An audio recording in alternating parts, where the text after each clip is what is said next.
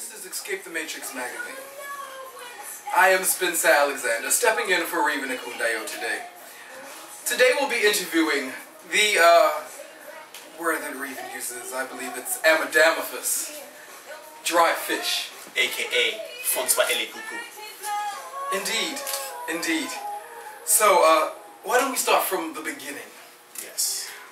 Where is it that this dry fish comes from? Well, the dry fish, you said the beginning. Indeed. Yes. And God created the earth in 7 days. I lie. It is 6. Actually, it was 5. But he worked hard for the vacation. He worked for the 7th day. Thus, everyone thinks that it was 6 days. I see. Yes. So after that, I was born. Right. Some point in time after the 7th day. I think it was the 7.5 day. And the dry fish was born not long after that. For Femi the dry fish is the dry fish. So I was born in London, England, where we sip tea with our pinky out like this. I love it. And I reside in Mariota, England, till I was, say, a mere 9 years old. 9 years old. Cheerio, cheerio. And I was whisked away to Nigeria, which is in Africa, West Africa. That seems like quite a change for you. It was a great change for me because while I stayed in England, I was raised by white foster parents. Various different parents, it changed quite a bit. And then I was whisked away to Nigeria with my mother, my actual mother. And I was just thrown into Africa. Not with the lions and tigers and bears. Thank you. I was a little confused. But it was not England at all. And I quickly adapted to the situations I was in. And I became a bush boy. I wore no shoes for 3 years of the 4 years I was there. So you went from tea to bush? Yes, I did. I see, I see. Because my environment asked me to do so. Everyone around me did not wear shoes. Well, most of them. And we ran the streets and dirtied ourselves up.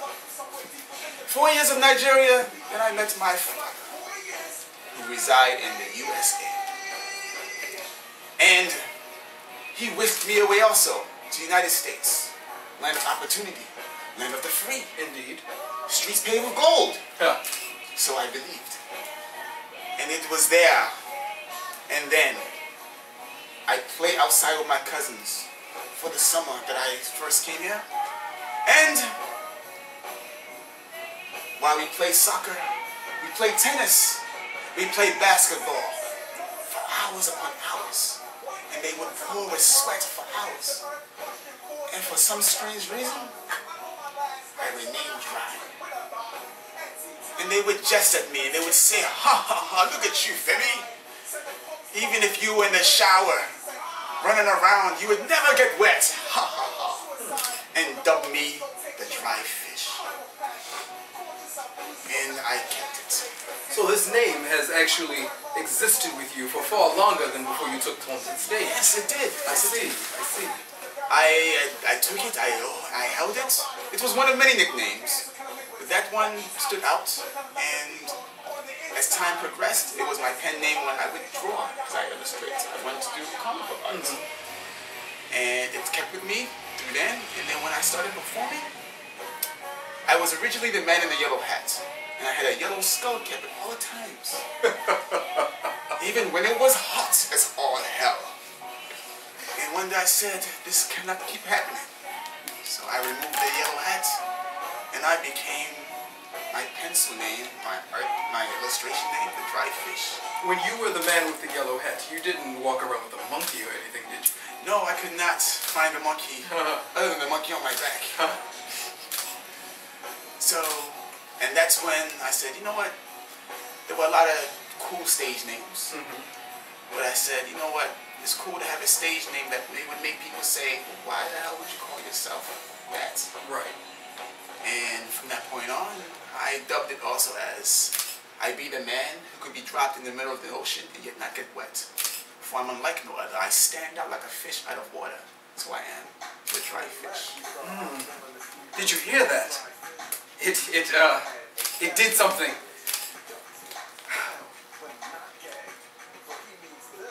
Indeed. So, if we could travel back for a second, the experiences of living in London and then in Nigeria and making your way to America, if you had to tell all of the misfits out there of the biggest changes in your life throughout that period before you settled down here in America, what would that be? Where I stayed in England, we had running water. Where I stayed in Nigeria, I had to fetch water from a river that was about, say, about 1.5 miles from the house. And we had to fill several barrels. One of us running water for the week. So fetching water was like something you got up in the morning on a Saturday, and you did it the entire day. Buckets about this big. Barrels were about yay big. We had like 6 of them. You'd spend the entire day filling all of them up. It would be me, my younger brother, and my older sister who could carry 3 buckets because she balanced one on her head and carried 2 in her hand. Me and my younger brother were not that gifted. Not at all. Women, I have no balance. So from that point on, I think that's a culture shock, because that was something I was pushed into doing, I would say, probably a month into me being in Nigeria. And how old were you when you went there? I was 9, turning 10. So from that point on, I mean, something simple as that. Discipline was a big thing in Nigeria. Everyone could beat you. And not like when people say, get the switch from the trade. Like, in my class clownness and shifting voice. In my class clownness, Nigeria was the kind of school where I went to school in Nigeria. It's kind of school, it was an Air Force military school. When you get to school, they would hold an assembly and the teachers would check all the students to make sure that everything on them was clean, fingernails and everything. And I had played soccer before I got to school. In dirt, barefooted. I'd be dusty from my toes to like. So they would take you out front of the school and beat you for being dirty. You were beat for having bad grades. You were beat for being late. You were beat for numerous things, but you were always made an example out of in front of a classroom. You know, and that would either show you some side of humility. You know, a lot of kids would look at me like, why do you keep doing it? But it was such a huge culture shock for me.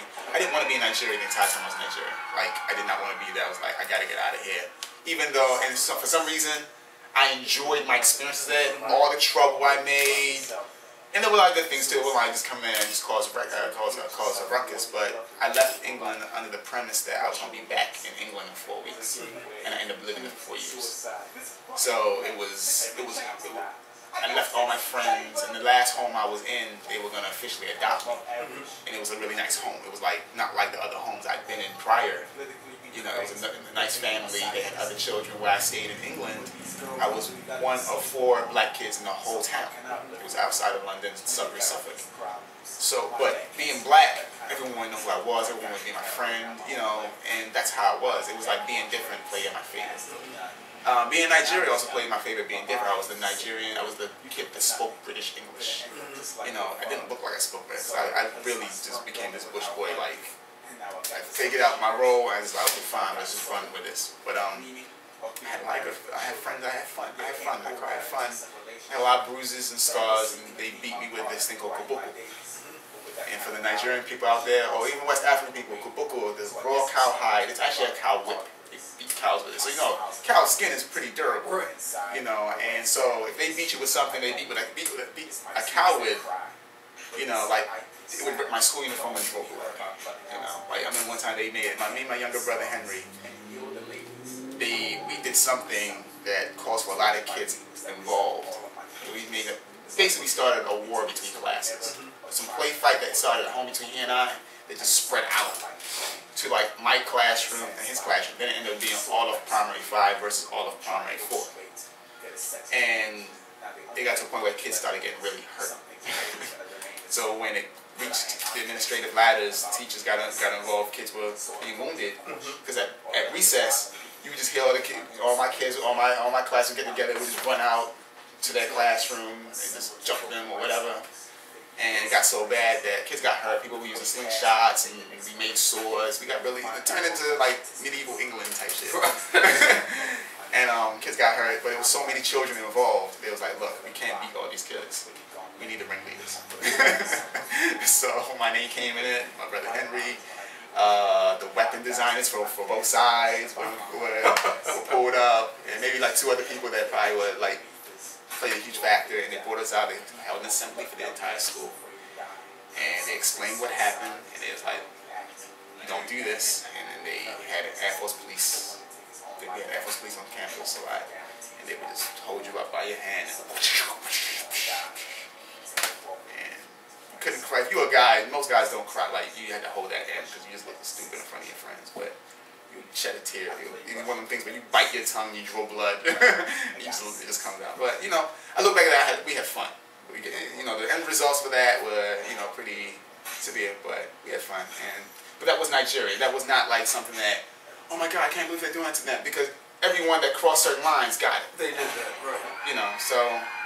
I'm fairly certain that you don't take most Americans seriously when they complain about the beatings that they receive. No, I don't take a lot of it seriously. I scoff at them occasionally, and I admire them. But you know, you can't compare strife. You can't compare people's pain. You know, I remember when I first moved here, what considered to be hardship here was, ooh, I had it rough when I was young. My mom couldn't afford Nikes. That's what people consider to be hardship. Right. It wasn't that you didn't have any shoes, it was because you didn't have a name brand pair of shoes. Right. But I already had the experience of not having that shoes. Or, you know, I've been in the company of people that didn't have things. So I think I personally feel it was a great experience. I think just looking back, you know, and even just as I moved from there to the United States was the biggest shot, because being different in the United States never plays me in favor. And I was very different, you know. So while you were in London, it was considered a good thing to be different. And then on the flip side, you come to America and it's seen as a bad thing. Nah, you're supposed to do like the Borg and assimilate. And that's what was, that was my experience in America, and I could never fit in. I was short, fell high school, so that was one. I was puny.